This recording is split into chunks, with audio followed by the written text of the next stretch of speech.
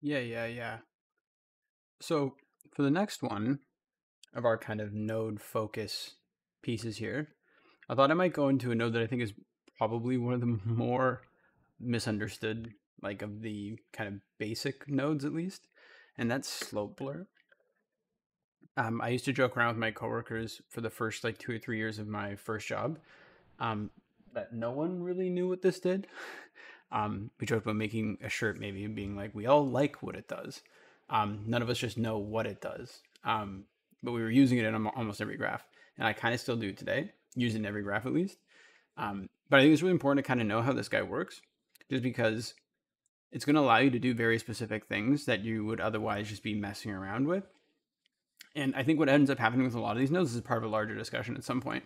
But I think what happens with a ton of these nodes is people get really good at anticipating their effect and knowing that they want that effect, but they don't necessarily know how it's doing that. They don't really know how they're arriving at it, which makes it difficult when you're often in situations in designer where you have a thing you'd like to do, and if you just have the right tool for the job, you can just pick it out of your toolbox and use it.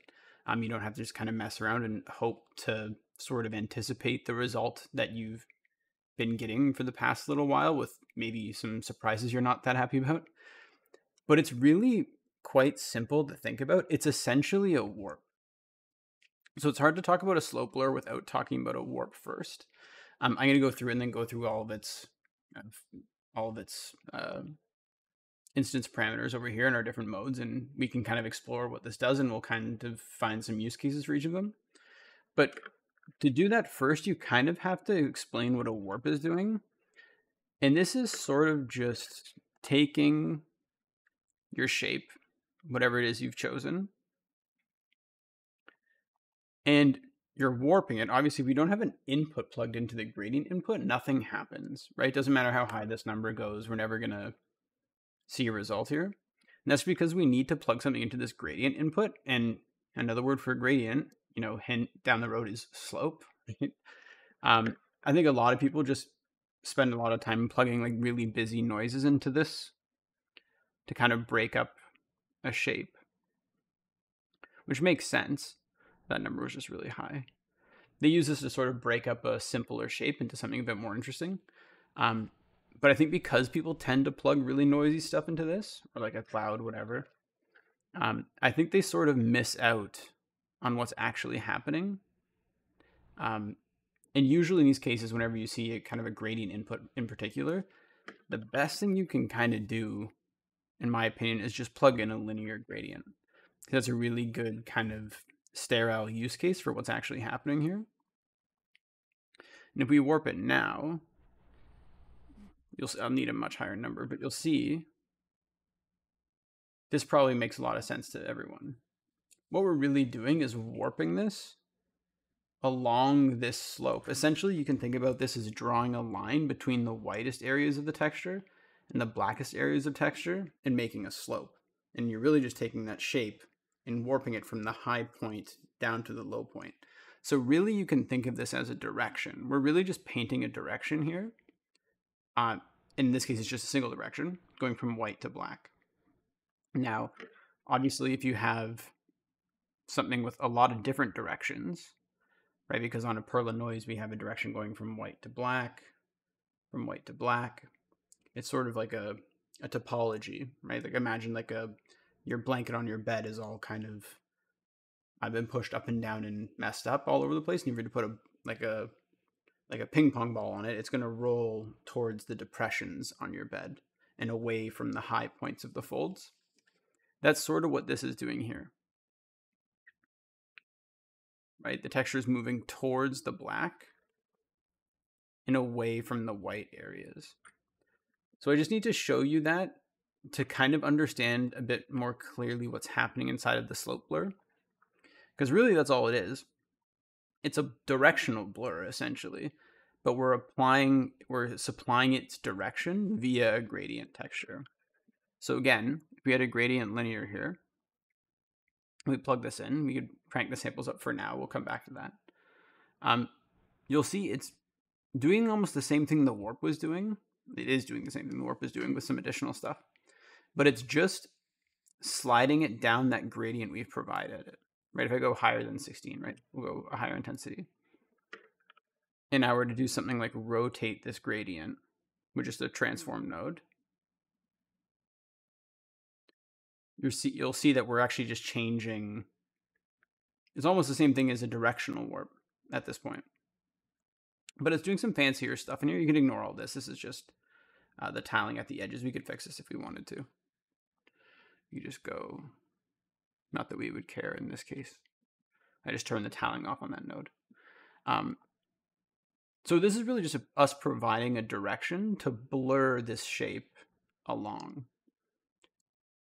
It's kind of leaving, I always use an analogy of like butter on toast, sort of like we're smearing it in either direction here, right?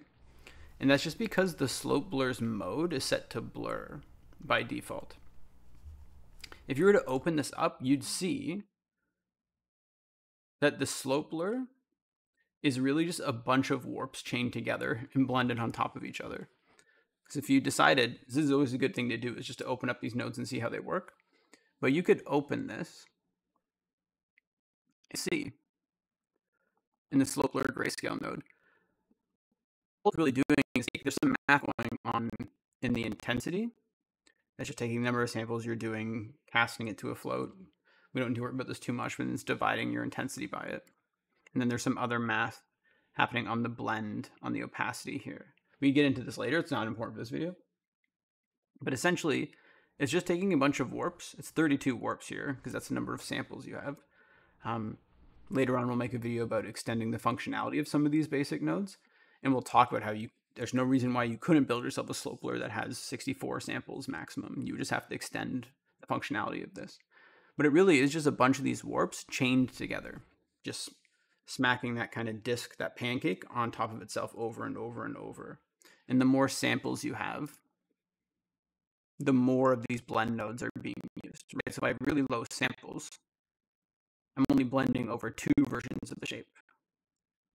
3, 4, 5, all the way up to 32, and it gets as smooth as at least it can with 32, right? Like I said, you can definitely change this to get it to 64 if you wanted to. So that's the slope blur. What's really interesting, though, is because we're using all those blend modes, the work is really interesting. If you're looking at all these blend modes, they can actually switch their blend mode between just a normal blend mode where the opacity is being feathered. That's the blur setting on the slope blur.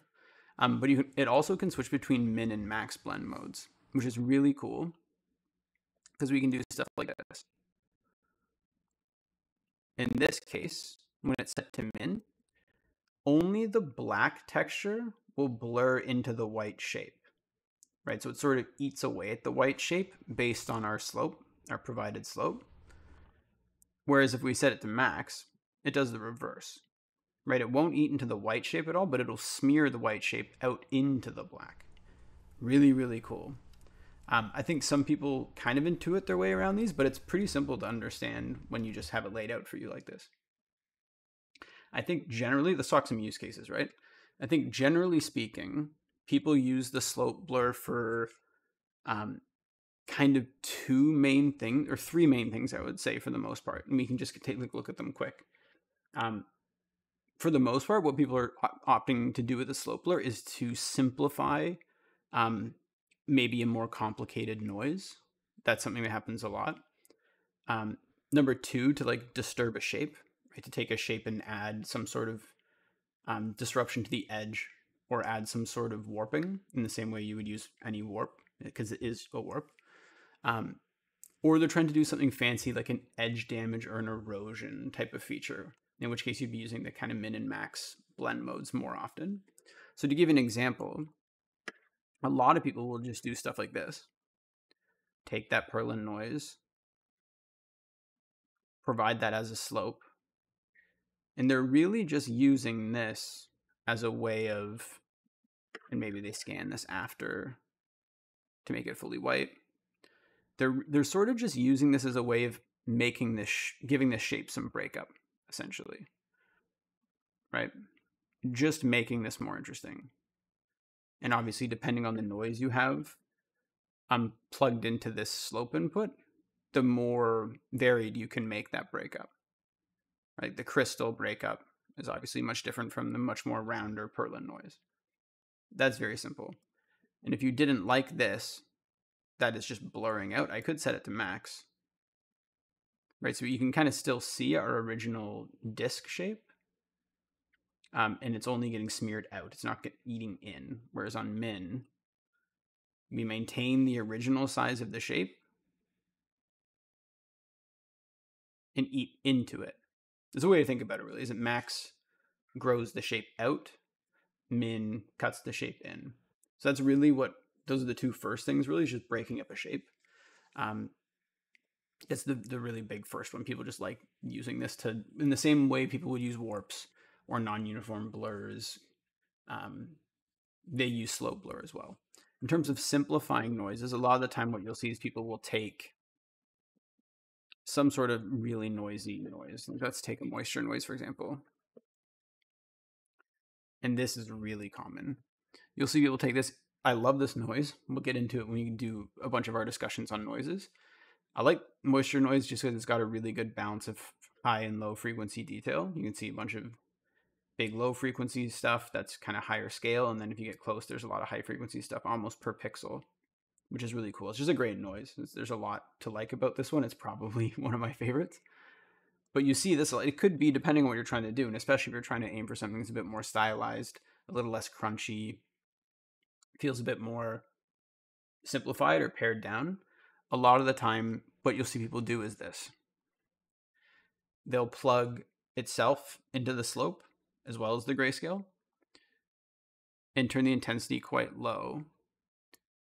And this, it almost inflates the shape. And you get these more, it's almost like a Photoshop paint daubs filter. But it takes this essentially quite noisy texture and makes it a bit more legible. You can mess with the blend modes here. This is almost exactly like a mosaic grayscale at this point, or like a paint daubs filter in Photoshop, like I mentioned. But again, with min and max, you can make this a bit more interesting. Right? Max will grow those shapes out as long as it's growing out into a black area, and min will do the reverse. So you get kind of slightly different results depending on what you're trying to do. But a lot of people do this, right? To just simplify this noise, make it a little bit less chaotic, a little less high frequency. If you blur that noise before plugging it in, the inflation is a lot more intense. Right? We blurred it probably a little too much.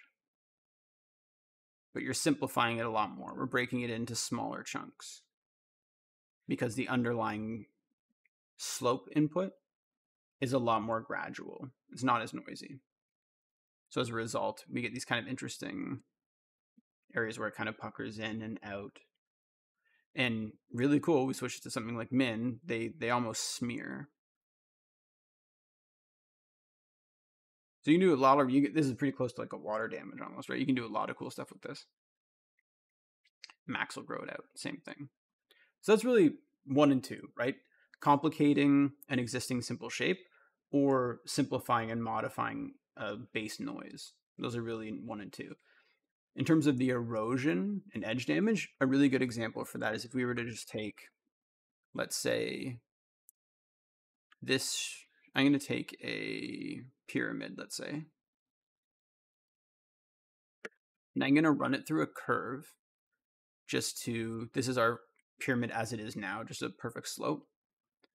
And I'm going to just make it a little bit more interesting, build some flat areas.